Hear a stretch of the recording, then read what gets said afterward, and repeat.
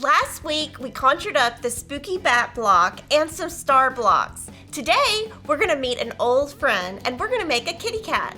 This is part 2 of our Haunted Halloween Mystery Quilt Along.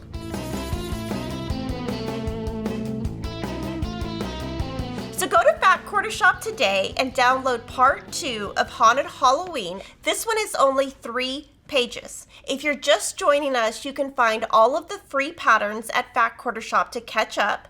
The fabric is Halloween by Urban Chicks and Moda. And before we get started, make sure you subscribe to this channel so you don't miss a single bit of this cute quilt. Let's get sewing. So what I wanted to reiterate is this quilt is super easy. It may look intimidating, but when you look at the pattern, it's just corner squares and 1/4 inch seams. If you can do that, you can make this cute kitty cat block. We're going to start on page 1 and take our fabric D rectangle. And again, this is Bella Solid color 200. I'm going to use our fabric N squares and draw a line on the wrong side. And I like to use a friction pin. It's up to you what you would like to use to draw your lines. And here I'm just going to watch the placement of the squares, and I'm going to put this corner square on the right with the line going this way, and I'm going to put the other corner square on the other side with the line going this way. And today I'm using the Acorn Precision Glue. If you don't want to use that, I would use pins.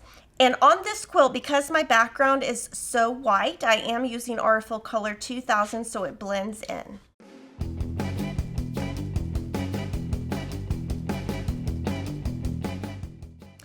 And then you're just going to trim a 1/4 inch away from that seam. And we're going to the iron, and we're going to press both toward the black. And if you look at our free pattern, the arrows tell you which way to press. So set your seam and press toward the black. Now before I move on, this should be 1.5 by 4.5. And sometimes when you add corner squares, things get a little distorted. So I just want to make sure that this is still 1.5 by 4.5, and it is. By trimming it up as you go, it will help all your pieces come together in case they got distorted when you sewed. So that is going to be our ear unit on page 1. So then we're going to move to page 2 and we're going to make the head of the kitty cat. So we'll put the ears at the top, fabric J in the center, and then we'll put fabric L on the bottom with 2 fabric Fs on the side. And if you aren't familiar, these are called alphabetties, and we use those so that we can keep all of our pieces together. But if you don't want to do that, you could just use sticky notes and write the letters so that you don't get them confused. So what I'm doing here is I am going to piece the F, the L, and the F with a 1/4 inch seam. So I'm pinning those together to make it easy when I go to the sewing machine. And then I'm going to attach the ears to the fabric J, and what I'm going to do is just pin that together. I'd like to usually pin at the left and the right side just to get a base going. And then we're just going to sew with a 1/4 inch seam on all of these seams. So I'm going to switch feet to a 1/4 inch foot.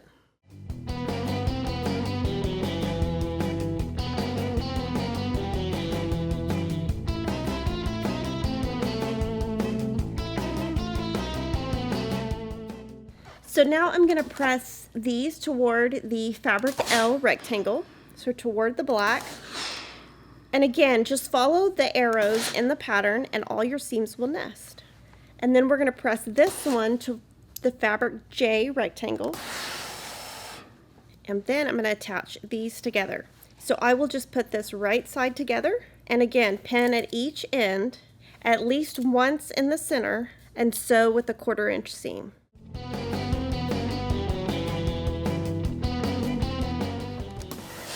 We're going to press this one toward the bottom, and there is your cat head. It is so cute. That would even make a cute quilt with just a bunch of cat heads. So cute.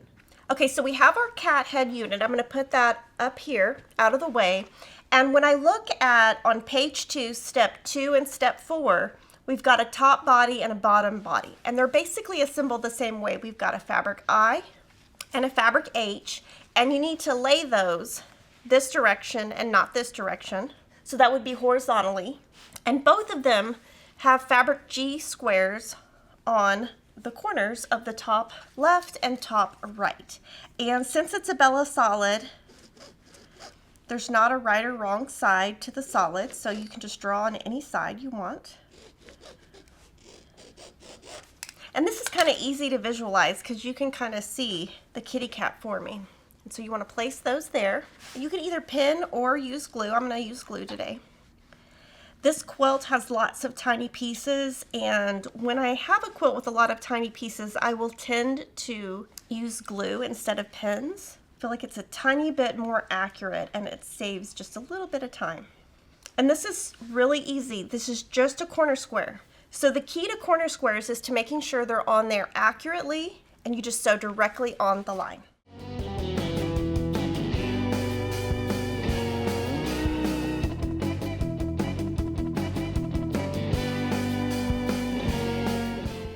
Now from here, I'm going to trim 1/4 inch away each of these seams where you sewed.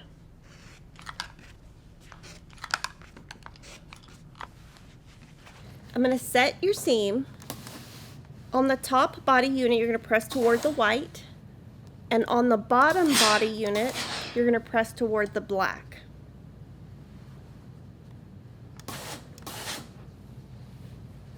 So I'm going to set away the bottom body unit because we're not going to use that yet. First, we're going to put together the top and the bottom here. Now we're going to assemble the head unit and the top bottom unit, but I'm going to show you a trick to get these points to line up. So what I like to do is cheat and use a 1/4 inch marker on my ruler, and I am going to draw 1/4 inch away from all of these seams. I'm going to put this right side together, pin on each side first. Now, this should automatically just line up and you shouldn't have to do this, but mine never do. So what you'll do is you will poke your pin on the back, making sure you come out right where that 1/4 inch line is. Go back down where the 1/4 inch line is on the other side. Have your pin just stand up so it's not tilted. Pull the pin out and then repin. Do the same thing at the other side.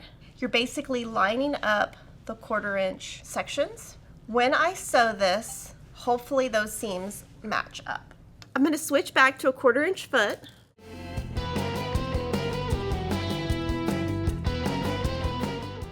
From here, I'm going to set my seam. I'm going to press to one side, and then I'm going to just press this open just so there's less bulk right here. So now I'm going to put my unit I just made with fabric B rectangles on the left and the right. So what you'll do is you'll just pin that on the left side, on the right side, and several in between. You're just going to sew with a 1/4 inch seam just like we've been doing. And like I said, with this sew along, as long as you take everything step by step and you keep your seams accurate, you can definitely do this quilt. And it is so cute for Halloween lovers. You're going to love this quilt when it's done.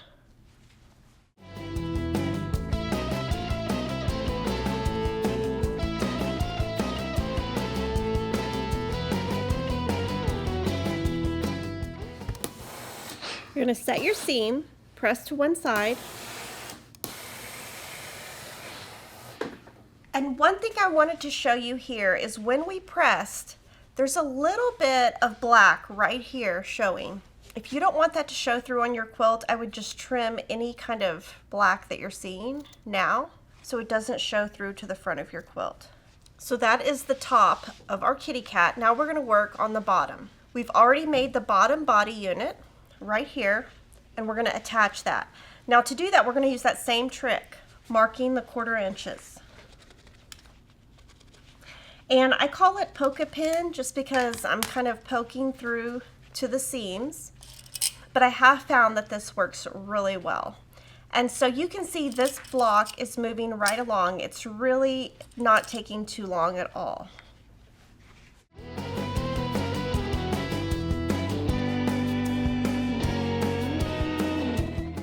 So right here, this one lines up, but this one does not. So I'm going to show you how to take that seam out and redo it. I'm going to go a little bit past the seam, and I'm going to clip every few stitches. Just pull a little clip, turn it over, and then clip where you started with that first clip on the other side.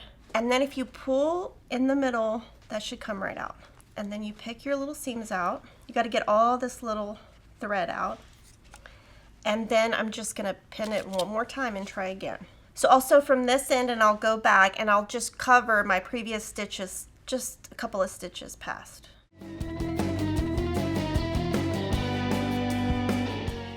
And it lines up now. So here I'm going to set the seam, press to the top, and you can see those seams line up really nice.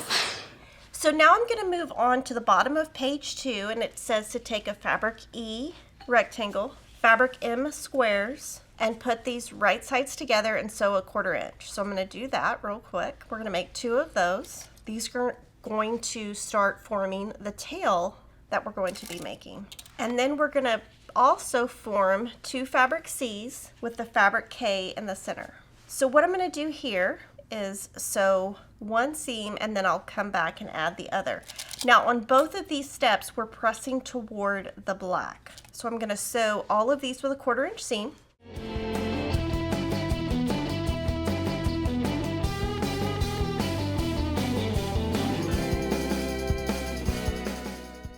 From here, set your seams, press toward the black. And when you're pressing, if you put the iron right on that seam, it's going to help a little bit to not get wavy. We're going to add the other fabric C to the other side and sew this with a 1/4 inch seam.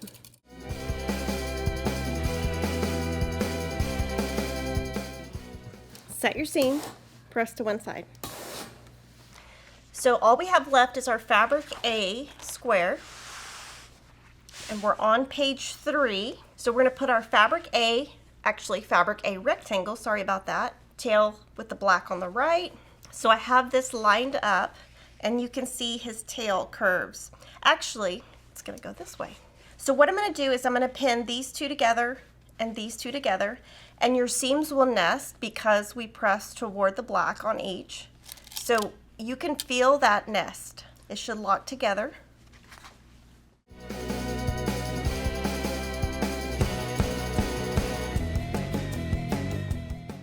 We're going to press according to the pattern. So this top piece we're going to press toward the A. This bottom piece we're going to press toward the bottom. We're going to put these 2 together. I'm going to sew this seam.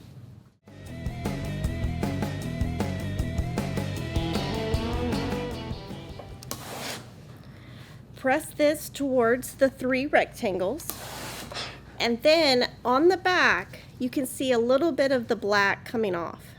I'm just going to trim that off because I don't want that black to show through on my quilt once it's quilted.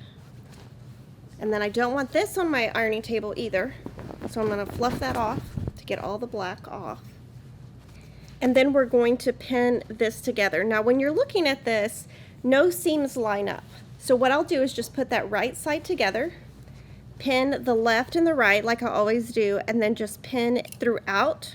And to find the center, usually what I do is I just pull and then just kind of pin in the center. That kind of keeps it even. Now here you can see how it's kind of indented a little bit. I don't want that. So I'm going to pull this up and pin here. I'm going to pull this down and pin here. That's going to keep it kind of in the right spot. And we're just going to sew with a 1/4 inch seam.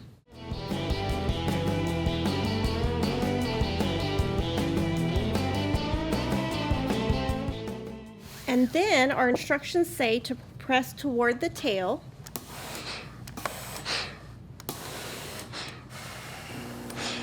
And I'm just looking to make sure that there's no black kind of near the white section, and so any that I see I'm just going to clip off. Now from here, this block should be 9.5 by 12.5 inches unfinished. I always trim off any kind of little fray edges on my blocks when I'm finished, so I'm just going to do that. It also kind of straightens out your block. It also makes your floor really dirty at home, so kind of have to vacuum a lot. And this is our spooky kitty cat block. Really cute, and like I said at the beginning, it's very easy. It's only corner squares and 1/4 inch seams, so you can definitely do it. So I'd love for you to share your progress on the Haunted Halloween, because I'd love to see the fabrics you're using for your kitty cat, and make sure to come back for week 3 next week. I'll see you then.